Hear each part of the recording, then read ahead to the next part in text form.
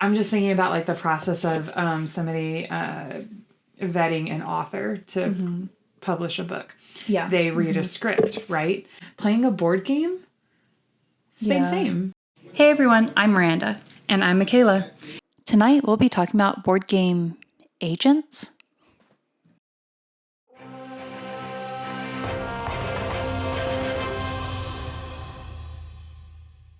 This is concaffeinated. I mean, yes. Y'all can already tell it's late at night. I don't know what it's y'all's completely days dark. look These like. windows are closed, but it is fake. midnight nearly. Yeah.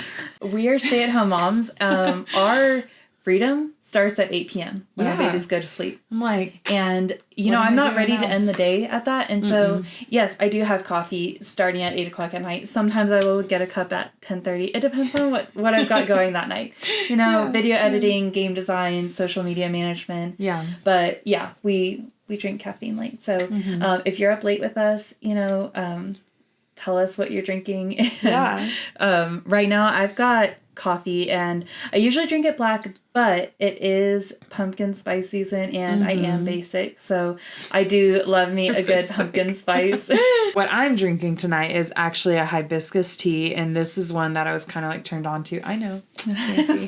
Hibiscus tea. I order it hot first, and then I'm a slow drinker. Like I just sip on my things for forever, and so I get about halfway done. I know, I'm sorry. So I get about halfway done with it, and then it starts to get cold, like about kind of like where it is now, and then I add ice to it, and like the ice takes up so much room. It's just like, what? Did you call me savage? We're just going to skip over this part, but if you want to hear us go down 10 rabbit trails and eventually end up talking about salads, join our Patreon for all of the unedited episodes. I jumped onto Jamie's live today, Jamie with Stonemaier Games, and he was talking about, or his prompt for that day was why the literary world has literary agents, so that means like when someone has a book idea, they don't take it straight to a publisher. Like that doesn't happen in that world. They take it to a literary agent who then filters it. It's like, no, this is like crap, or like this is great, know. And they also know their publishers too. So they get to say, okay, well, this is a mystery. Obviously you've got the genres, but even writing style, like they know what publishers are going to like. Yeah. So it just makes me think too about, I wonder what J.K. Rowling did when she was trying to take Harry Potter to. Yeah. Because didn't she get denied 27 times? Something crazy. I don't know. It was like a large amount. I just wonder if she had a literary agent. Yeah. Or if she didn't. And so she was doing it solo. Maybe that's why, even as brilliant as it was rejected. Mm-hmm. I don't know. I'd be really curious to know. Yeah, I've why it was rejected, because we assume that the people that rejected it are like, nah, this is trash, but they actually may not have even read it, because if it wasn't coming through a literary agent. So anyways, the whole idea of this question was that that literary world has agents. The board game world does not. Like, we have our board game designers, they go straight to the publishers, and that's how it is right now, but it kind of shouldn't be. It just is out of necessity. And what I mentioned to him in the live, and he completely agreed with, like, there's no contest against this idea, but it's just that the board game world is simply too small still. I know it's grown substantially. I think starting probably in 2014 when like things started really going crazy, and then 2020 just made it like blow up with COVID and everything. Yeah, but inside. When you think about like bookstores versus game stores, like that's it's a huge difference still. in size. Yes. Like there's not nearly as many games to choose from, even with the like thousands or I don't know of games to choose from right now. Like there's just that many more books. Yes. Yeah. I was also thinking about that in terms of reviews too, like not just between agents and publishers and designers and all that, like just the consumer and the reviewer, basically the influencer, to say you should read these or you should play these games. Every time I look at a reviewer for a board game, it's not like I have more experience than them or like, I haven't even played. How many years do we have under our belt now? Yeah, no, don't even ask. It's embarrassing how many games. Like, I just played Love Letter last Saturday, and I was like, oh, this is a cool game. I've never heard of it. I'd heard of it, at least. I've heard of it. I have not played. I still have not played because I didn't get to that day either. But well, my friends made it abundantly clear that Love Letter is a very well-known game that's been around for a long while, and apparently I didn't know anything about it. I mean, yeah, but I won. So, of course. Anyways, that's how that goes, isn't it? Yes, I digress. What I meant is like, so with reviewers of board games, somehow I still trust my opinion more. Yeah. And I think it's because every time I see a review list of, top 10 board games of this person, I call to question, I'm like, well, are you really like me? Like, I don't think you like the same things I like. Or just like books too. Like, there's so many books that people... Yeah. Don't get me started on that guitar. No. I can't. No. Stop. I need to get through the first half of the book before I do any controversial opinions. Yet. Yeah. Yes. Don't. No. Okay. But like, yes, you can get book recommendations from people, and they are not trying to steer you wrong, but they just don't have the same interests in like games being that same way. If you have, if you're a very heavy gamer or light gamer, or just even like just war type games, like I have liked some war games like Rising Sun that we just played. Yeah, I really liked Rising Sun. I do obviously think about Risk normally. I never liked Risk actually. I did like Risk. I can't point out what I liked about it except maybe rolling for armies, because I like that kind of like battle strategy, But we didn't even know that we were gonna like D&D. No, that was the birth of it. That was the birth of D&D. Yes, rolling to see outcome of the battle. Yeah. Yes, that's the part that I liked about it. And what I do like Rising Sun. I do feel like I need to give the other war games a fighting chance by playing them, but a fighting chance. Okay, stop. But no, it's hard for me to see past war games sometimes personally, because I feel like I've played one, I've played them all. Like they're not very different from each other. And I'm saying that with a completely naive mind of only playing these handful here. But that's just not as appealing to me as some of the other ones. But so the other part of this list is like... and we're back. I see... Yeah, and we're back.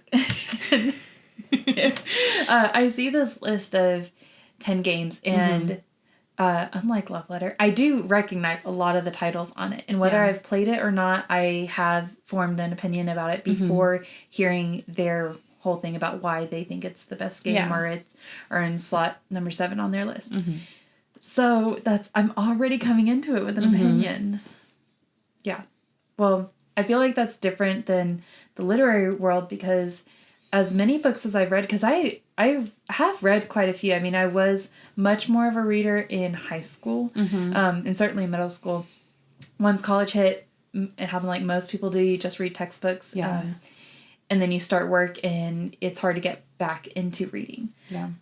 But I did recently again, and I hear these reviewers, and I'm like, there are so many books, I can't even begin to know what I want to read. And I see all these reviewers, and none of their lists overlap. Yeah. Whereas a lot of board game reviewers' lists, they overlap. Like most people agree. I've never heard controversial reviews on Clank, for instance. I've always heard that that's a great game. Really? Nice. Yeah. I still haven't played that one. I know, I haven't played it either, and I want to play it. Yeah. But, like, I've never heard a bad review of it. I haven't sought out the bad reviews, but I've never heard one. And I think it does end up on a lot of people's favorite list. It's 50% off table at Stormcrow. Just saying. Wait, is it really? Yeah, there was a Clank. No, it was a Clank something. Yeah, but not like the original. Oh, so an expansion, or just not one you want to play? I don't know. Okay. Well, there was a Clank something 50% off table. Yeah, that's true. We'll have to ask. I'll have to. I'll have to see if they're all like. Yeah. But so Jamie was talking about that today, and I said I just really think it's about that world not being big enough. Now it is growing, and it's still supposed to grow, but I've only ever seen predictions out to 2027. Yeah. And it still wouldn't put it anywhere near the book world. Yeah. Plus, it might take decades, but I mean, yeah, hopefully not. I think it will take quite a while, but I think we could get an early jump on the agent part because I mean there are so many board game designers out there. I mean, just realizing how many are in Lubbock, Texas, of all places. Yeah, I found out new people designing board games that you never would have guessed daily, and some that had actually like fully produced board games. Yeah, well, at least sold to a producer. Yeah, yeah, sold to a producer. Yeah, sorry, not them specifically producing, but the game is available. Yes, they've designed and sold purchase. Their design, and it's available to purchase. Like. Yeah, but no most idea. people don't get to that point. And it's because I think a lot of designers may not have the business background, but they also or just game don't enthusiasts. Like they just, yeah. I mean, a lot of them are fans of the game world, and they're not really thinking to connect like their business skills and with it. Yeah, and they don't have their reputation yet. I mean. You know, as new publishers ourselves, like, people don't know what to think about us until we launch our first game and either fail or succeed. And they'll determine their opinion about us. But, like, designers, if they haven't sold a design yet, I mean, how is the publisher to vet that person? It's so difficult. So if you had agents enter that world, I actually think it could be, like, really good for designers. And, yeah, there would be some designers that... Okay, here's something that... Sorry, do you need to finish your thought? Because I have an important No, it's okay. thought. It's okay. I think I might be able to remember it. So go. Because I'm just thinking about like the process of somebody vetting an author to publish a book. Yeah. They read a script, right? Well, reading books... I've been looking because I've been trying to maybe dabble into audiobooks and stuff, and they're like 20 hours, 40 hours, 15 hours. Like I can't multitask like that. I could, but so I don't know if I want to do audiobooks because I create a voice inside my head for each of the characters, and like if they don't create that voice, then I don't know if I'm gonna like it. But still the middleman, whatever the agent. Yeah. Okay. The agent, not a middleman. The secret agent man. Yes. Okay, the agent. I almost said agent man. The agent. The agent. Or woman. Man or woman. Yeah. They would read a portion of the script. They might not read like the whole book, but they read like a portion of it. Reading a portion of that probably takes them like at least the couple hours, right, to do their like due diligence.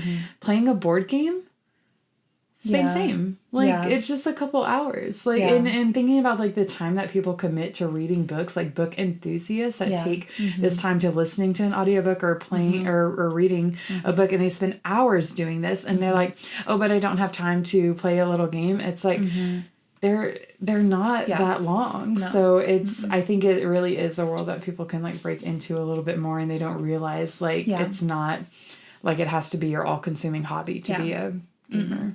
I see two issues. Yeah. Okay. So like thinking from a designer standpoint, what I would be worried about. One is, how do you vet the agent? Is the agent just looking to get free plays of games that I mean, obviously they've got to give a demo to them. Yeah, to give your demo to them. One, it costs money to make a demo and to ship a demo. Yeah, it's not just a PDF file to read. Yeah, like is someone, not even going to do anything with yours. They just want to play free games. Yeah. But that person is taking on that risk of getting a lot of like crappy games too, right? But then there's the other part about the whole like copyright, Yeah, I would think there's contracts involved, or just your default copyright that you have. Non-disclosure agreements. You could just, an agent would probably be expected to sign a non-disclosure. Like, because even if a designer, like as designers, we haven't asked anyone for non-disclosure agreements on anything that we've done. We don't really plan to. Yeah. But we also understand that there's not a lot you can do to protect mechanics or combinations of mechanics. Fourth wall break. I'm going to ask for anybody watching this video, actually, if you know how agents for publishers work and like something that we're missing about like what an agent would do for publishing board games, like give us a link to read or talk about it in the comments or something, because honestly, like I'm seriously considering this could be a cool business venture to be able to agent. Yeah. Well, and we don't need to recreate the wheel. I mean, if we can. No. So please give me yeah. all the deets Yes. if you know details. We can replicate all the good things. Tell us about things too, because we can take those out. Yeah. Maybe. Maybe we can like sift those, you know. But that's the thing is like when you send a script, you know, of a book, you're only sending a partial bit. Like that person, that agent can't recreate the whole rest of the book. But and that's the work that goes into it. But if I you guess send you could a get game, creative with a game to maybe give a portion of it, but probably not as easily. I don't think you can. Like it really, I mean, games, as soon as you add another thing to it, it can ruin it or make it great. Like you can't really show part of a game. You could show like a single round, but even that, like people can deduce how the game plays. And sometimes a game needs, we just played Rising Sun. I thought those 3 seasons were not going to be enough. Yeah. Like from the first season, I was like, there's no way we only have there's not enough 2 more of turns. this. There's not enough like things to do. And then we get to the last one and like we spend forever doing them. And it's like, it just ends up like the perfect amount. How many hours did we end up playing? Okay, wait, we talked that's not true. We a talked lot. a lot. And we took a pizza break. You're right. And we It had was people total come 4 up to our hours. table to ask about the game. Like it was like. It was 4 hours though. Yeah. Yeah. We could have done it in 2. We could have done it in 2. yeah. With No, you're right. with the 3-player game, Yeah. we could have done it in 2 hours. Yeah. Oh, that's another thing. Is like agents would have to have like People. co-parts. Like they would have to have people to play. A team of agents with or them. just their friends. Which I mean, game designers know that it's sometimes hard to find test players. And it's harder too to find test players in the beginning phases. Yeah. But also to like stick with you. What are you laughing? I'm laughing because I was thinking about agency stuff and like I love see, I say I love something and I forget what it's called, but What? okay, no, I You love clearly Archer. don't love it. I love Archer. I knew you were gonna say that. I should have just said it. I knew that's what you were meaning. I love Archer. Yeah, And like whenever they yeah. actually figure out like, oh, let's not be secret agents, let's be like actual more like agents, and they create the business and they're mostly like finding cheating husbands and stuff like that. You know, like Did I miss this season? Maybe they have like a whole different building that they're in and they're like accepting clients and stuff. I feel like I remember a different building, but I don't. Okay, well, anyways, I was just imagining Archer and like all this, like, because they're an agency, and so I was like imagining all of them just playing board games together and just all their stupid personalities. Oh my gosh, that playing would be pretty funny. and just like the way it would work if you were agents for a board games, but you were like a team of agents, and you, I don't know how it would work like business wise. I feel like if you're just a company all together and you have salaries, but like it. Or sales type, commission type, or something, but like that's how it would work. Is that you'd be a team of people, so you always have like your people who are knowledgeable too, and like playing not just like your friends that might not care as much or be able to like offer as much input about the game. At that point, I think you're talking about something that does already exist. Yeah, like publishing companies.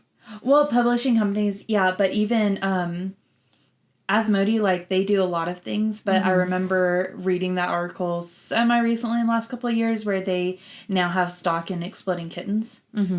And I think how they started with them, just from what I know of this article, is that they had, I don't know if they called it an engineering team or development team or something like that, but like they have development teams posted in different locations all over the world. So that's a development team, kind of. I mean, test players really help with the development, but at that point you already have to be like a publisher bringing the game design that you've acquired to that development team. Yeah, we're talking about still like just entry level, like even a somebody publisher who just sees it.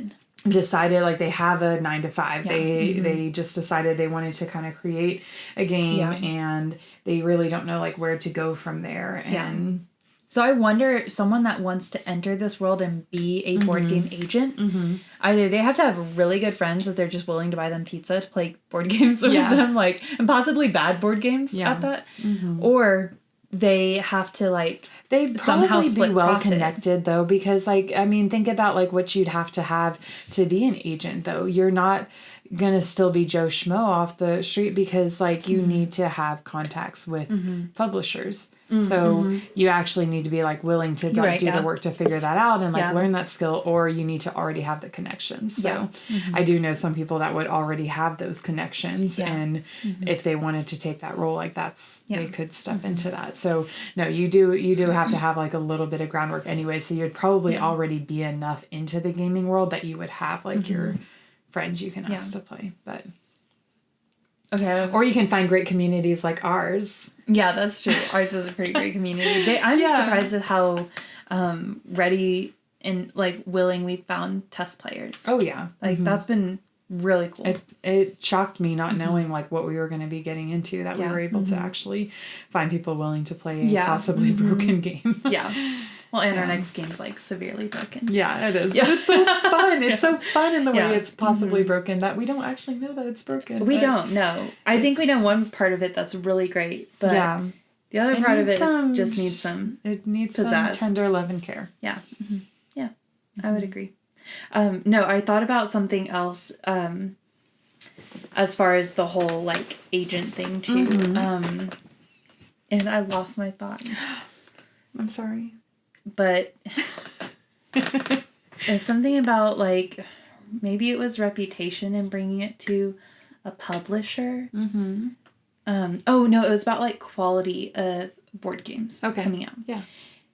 I don't know. Oh, and the bad part about it is like, okay, well, you know, maybe it wouldn't help budding publishers, like new publishers. Right now, I don't know what other years have shown, but I've been very attentive to who have been new publishers on Kickstarter since we are about to launch our Kickstarter. I've been like, okay, they've never published before. This is their first time and they're highly successful. What did they do? Because we want to mimic that. At least what would work for our game. So, Fourth wall break. We will be launching our first Kickstarter campaign for the game All in Flavor, and we plan to be launching it at the beginning of 2024.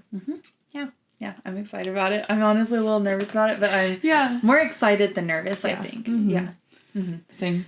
So I wonder if this would make it harder for new publishers to come in, because, I mean, if an agent has a reputation, they're not bringing their good games to us. Yeah. We don't have a reputation. Well, and I don't know how agents work for publishing books, but, like, I'm sure there's a cost involved. I don't know if it's like with realty, like they just get it if you're successful, if you make it something, but like it's not like it's that just would be open. Something to hear from how the literary world does. Yeah. And something maybe established maybe for a long don't. time. Yeah. Yeah. Yes. So maybe it would or wouldn't help new publishers. Yeah.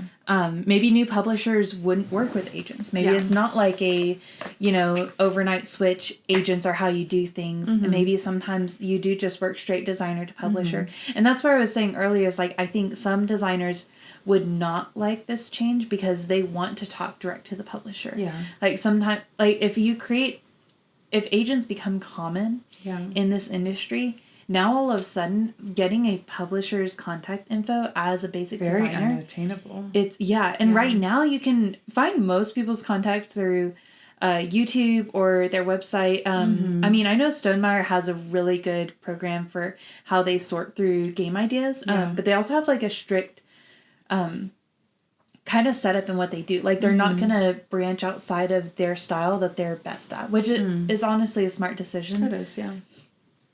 Which makes me curious about what our style is going to develop into, still finding our we have too many design. Ideas that I'm like, I know. in this. I was like, we have a social deduction game. Yeah. But we also have a, collecting goods and output game. Commerce game. And then we also have one that's like the last one, but it's a literary game, like we need to bring an author in on it because it's very storytelling. It's like, I don't even know where we're going to end up, but we got to try them all before. Why can't we have everything? We can just have everything. Yeah.